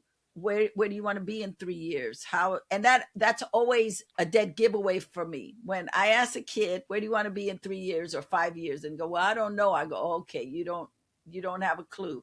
why Mm-mm. why did you major in this particular thing? Well, because I thought it might be cool. Okay, yeah. So if I take that student on, my job is to give them focus to at least know where they can go. You know, where can you go? Because right now you don't have any skill sets. What do you have that's valuable that I can use? Then I can start working with you on what you want to do. You Right. know, and the good thing, I don't want young people to feel disparaged here, but the good thing is that because most students right now have been brought up on computers, they already have skill sets that they don't realize they can parlay into a job. If they're on social media all the time, they have skill sets they can parlay into a job. If they're really good at gaming, they have skill sets they can parlay into a job. And here's what I would say to that. And that part is somewhat true because you said something about social media. And I say, and I teach this all the time with when I'm speaking at different businesses event, right? Because you post on social media does not make you a marketer. Doesn't make you a social media marketing person. Right. Just giving an example. The Right. skill set. So even when we talk about social media, so even in our team, right, we have what is called designers Hmm. and content creators or content strategists. So we have people who design content, make it look good, but then you have people who strategize about what we're looking for these designs. So you're not just saying, hey, I'm going to create this, push this out there and post it on social media. Because guess what? An 8-year-old can do the same exact thing. So while we are talking, so if somebody comes to my company and say, well, I've been doing social media my whole life, great. What does that mean to me? You know how to post on social media, but guess what? You know how to post on social media. Lydia knows how to post on social media. My 6-year-old son knows how to post on social media. That's not the same exact thing. The question is, what type of strategies can you develop? Because the problem that we're running into nowadays is People don't know how to strategize anymore. People don't want to strategize. They want to create, but to create, you have to strategize. Strategy comes before creation. There has to be a strategy in Absolutely. play, Got to be a even in plan. the acting Got to work. have a Even in the plan. acting Got to work, have a it's the plan. strategy.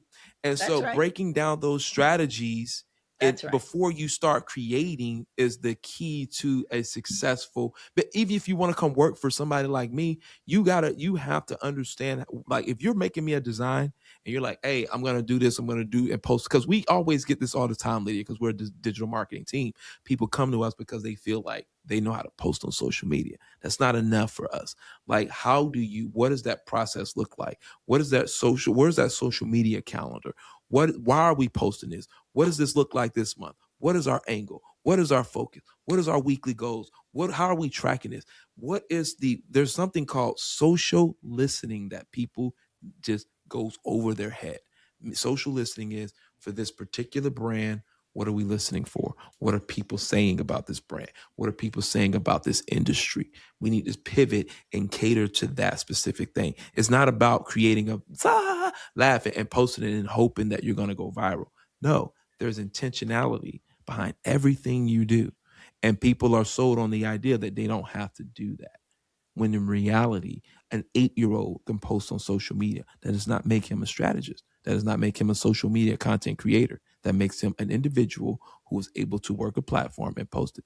Real people understand how to strategize and maximize the full potential out of that platform to create brand recognition and brand equity. So I'm going to add to that. If you are a kid, a young college student, and you're looking for internship work or you're looking to start, if you know how to post, it can be an asset for you to get you in the door, because there are a lot of companies that don't even have anybody posting. Right. So if you get in there and you can post, then it's on you to learn how to do content.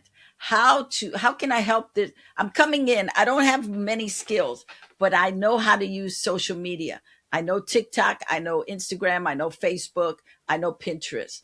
I can start posting.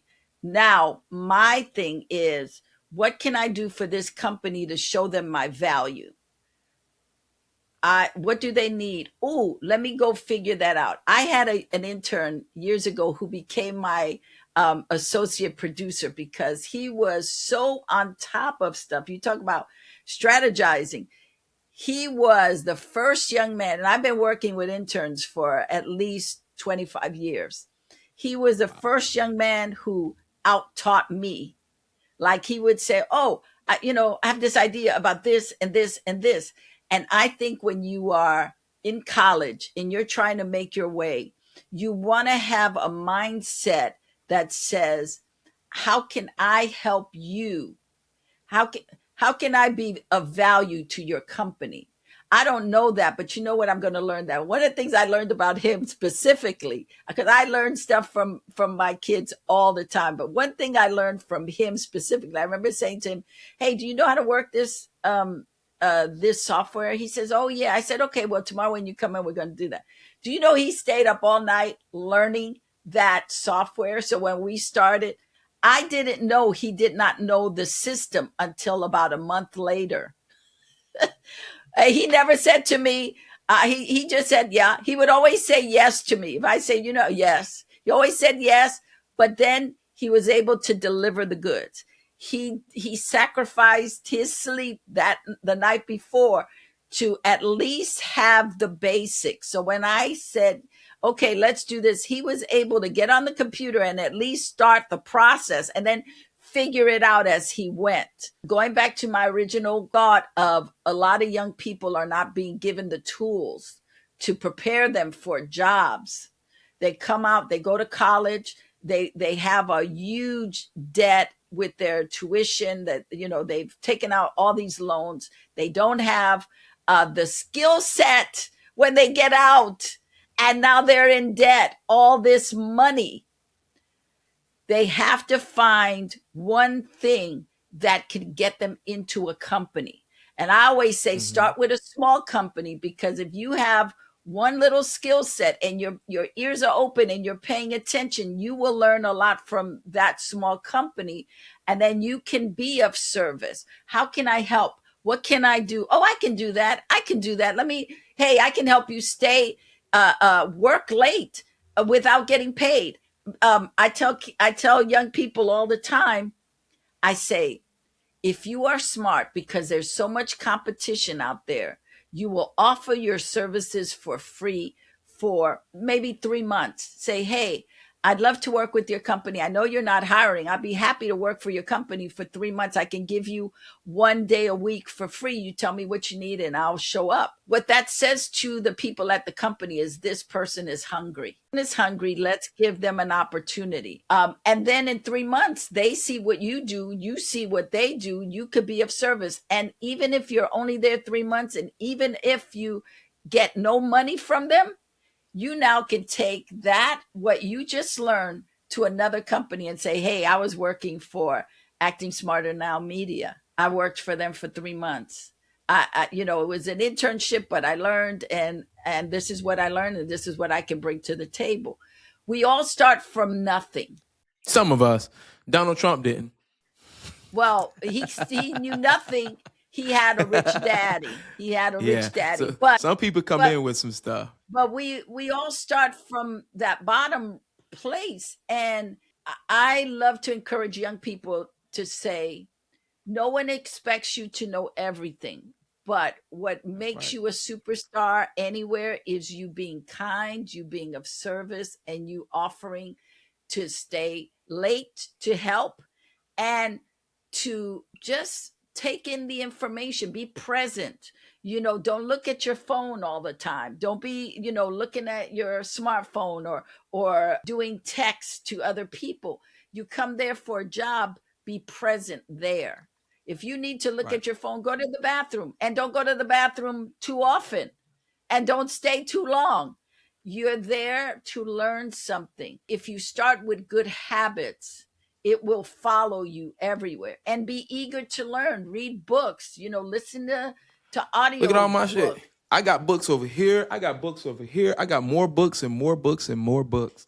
Learning Hey, is all we that's all you can do, right? and if you are And alive, you should be learning something every day. every day, every day. And going even back to those actors, when we think about actors in the industry, like what you're talking about, jumping on a film set as a PA, production assistant. The realest people on the planet are going to always be givers. If we got more takers than we have givers, and everybody think about themselves as far as when they get into this industry, I will be honest, I was one of them. But as I grew to know that this business is about giving, not necessarily about taking. And you got to give a lot of your time to that business for free.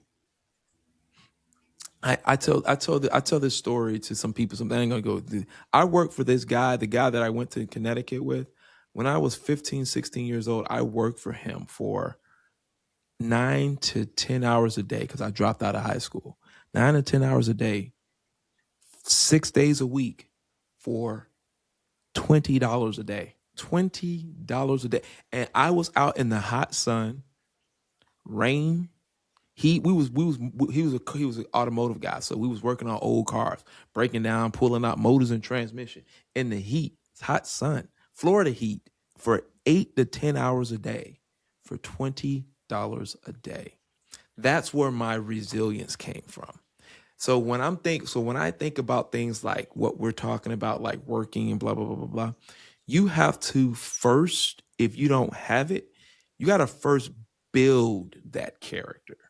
And it takes some time to build that person, because to get to success, you have to be dedicated and consistent.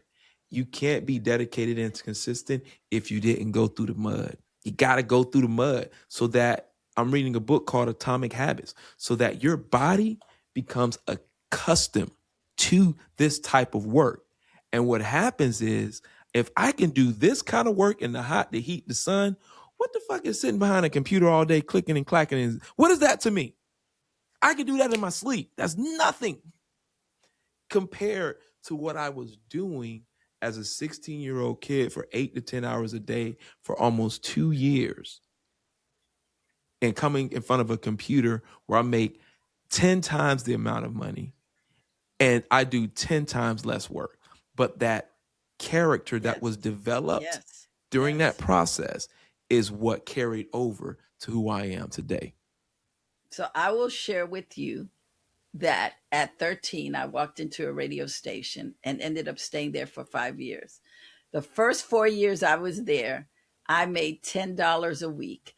I worked there every day after school for 5 hours. 5 hours. That $10 just gave me my car fare to get there and go home. That was what I got. And they fed me, but I was so happy to be there.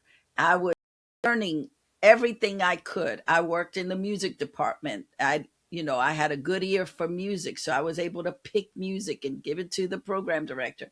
But while I was there, I would also go into other departments, find out what they did. I befriended the engineer.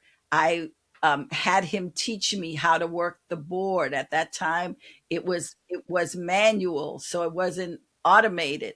So I learned how to work the board. I got my license to work the board just in case anybody ever needed somebody to work the board. So, and I was just a kid. I was, like I said, I started at 13. I was there till 18. And I say, if you are willing, the Bible tells us if you're willing and obedient, you get to eat the good of the land. And when you're a young person, if you're willing and obedient to show up and do the work and not complain and just give, just give and learn, open your eyes, open your ears, take it all in. You are going to set yourself up with good habits, and you're going to set yourself up for success in a big way. And because of that, I was able to work in the record business for 14 years and have a career because I was willing to just show up $10 a week. I think about that now. I said, yep, that's what I made, $10 a week. I was there, rain, shine, snow, sleet. It didn't matter. Nothing stopped me from going there every single day. I was so happy. And attitude, the most important thing is if you don't have the skill set, but you have a good attitude, it's going to take you far, because I can teach anybody things, but I cannot teach them how to be uh, uh, a good person. I cannot teach you to have a good attitude. I cannot teach you to be a giver, but I can I teach you Yeah, skills. yeah, and I agree with. I had a person on my team, something similar to that. Don't keep him anymore, but this person was really good at what she did. Great, just difficult to work with. And then I had somebody who was not really good at all, but fit the company culture and great to work with. The objective is you can teach skills, you can't teach character. And on that note, I want to go into community and into culture. How do you build your community and your culture with your business? It's funny because we just offboarded an intern yesterday, and and I wasn't a part of this interview, but one of my managers came to me and told me, she goes, she said, what was the greatest thing you learned about JDS?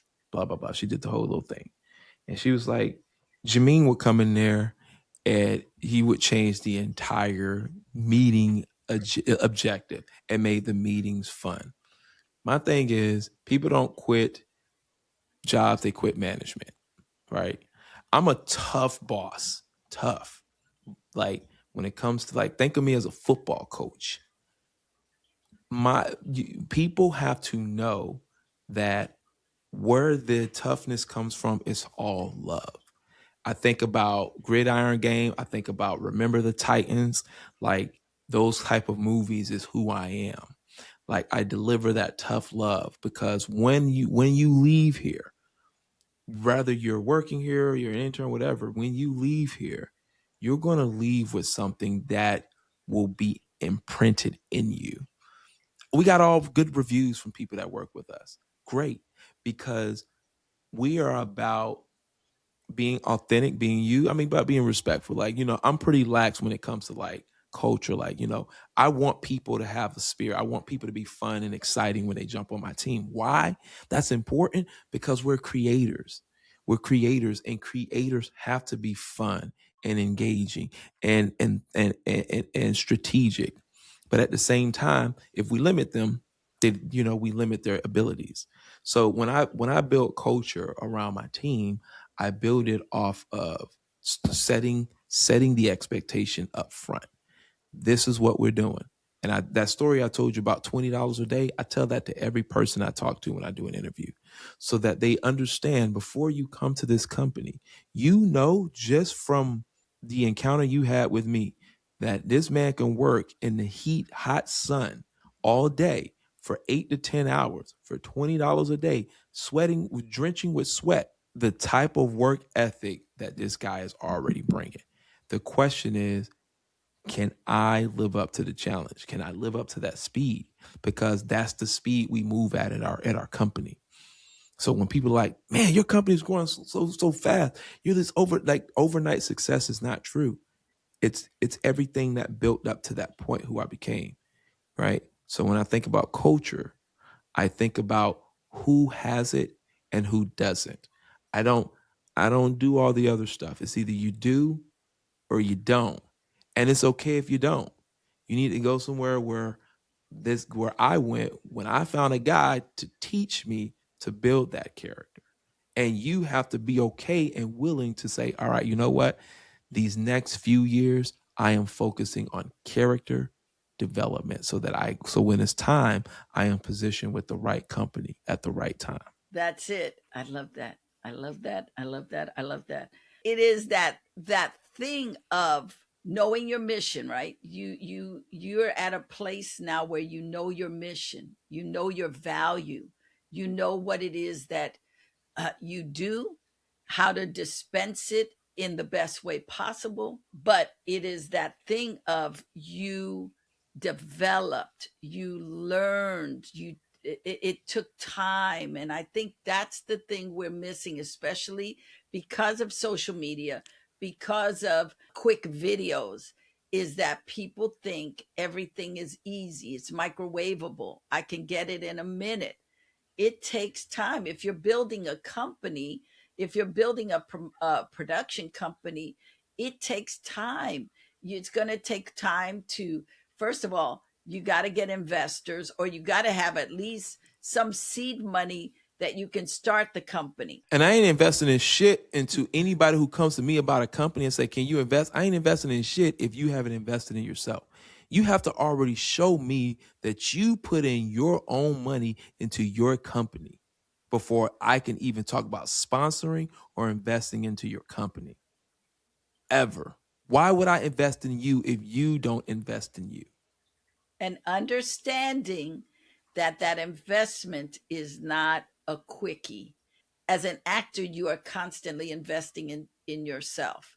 And then as you start to move up the ladder, you want to bring in a team, not just your manager and agent, but you want to have your own people. You want to have your own stylist. You want to have your own hair and makeup person. You want to have your own trainer. You want to start thinking, how do I get to the top? But getting to the top takes investment that you're providing. You have to put that money. We go back to, how are you earning money to take care of your career?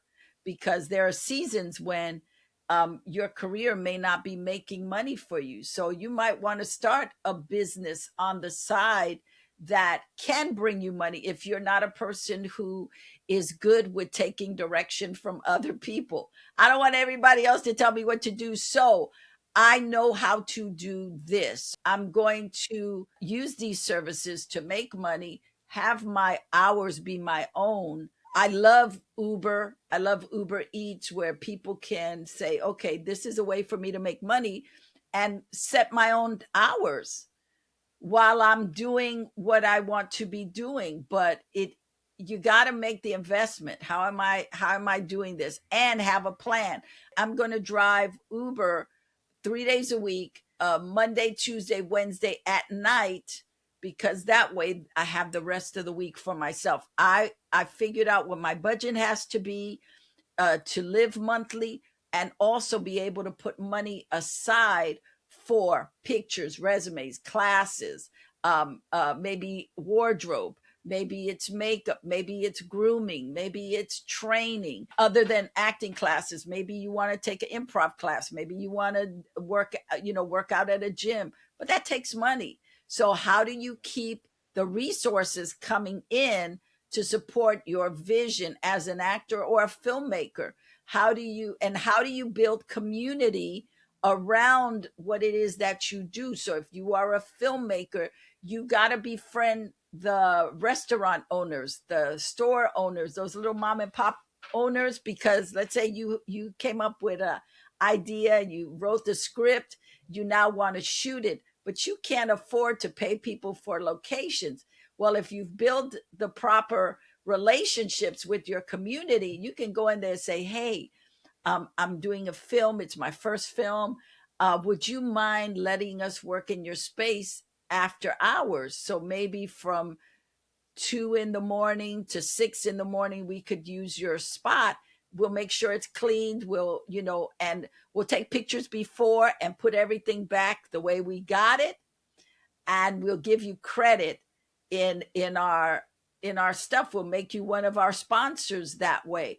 You have to think outside the box and figure out, okay, how am I going to get this done? Because most people are not going to give you money on your first project, or your second, or even your third. They may not give you the money. So how are you going to keep your projects going? That has to do with community. You've been building a community. You have invested in other people. So the investment isn't just for you, but it's for other people. So I just wanted to throw that in. Love that. I am so grateful to you. I know we went over a minute, two, but I am so grateful Or to five. you, or five, to say thank you for showing up and just taking us through your process, because I want actors and creatives who are watching to hear the process, so they don't feel like, oh, it's just me. I've been doing this 6 years and nothing's panned out the way I thought it would be. That you have to have intention and keep those goals, and having more goals than one, and so that you continue to encourage yourself as you go, and own those wins. Those On wins those are wins. important. That I Yes. got an agent, okay, and to build relationship with the agent. Whatever you're doing, build upon it. Just because Yeah. you got an agent, that's not the end of the story. You got to now Yeah. have relationship with that agent, so they get to know you. They got maybe 125 other clients. What is going to make you stand out? How do you get in there? So I really appreciate you sharing your struggles, your challenges, because that's where it That's where it's counts. at. That's where it's at. So Building character. thank you. Thank you for having me on the show, Lydia. Well, that's it for today's episode of Acting Smarter Now. Let me know your thoughts in the comments, especially if this conversation made you rethink your own goals or how tightly you're holding on to them. If today's episode resonated with you, consider buying me a coffee to support the show. It helps keep these honest behind the scenes conversations alive. And be sure not to go anywhere, because coming up, we have another great interview chock full of great tools to help you pivot your career from undiscovered to unstoppable.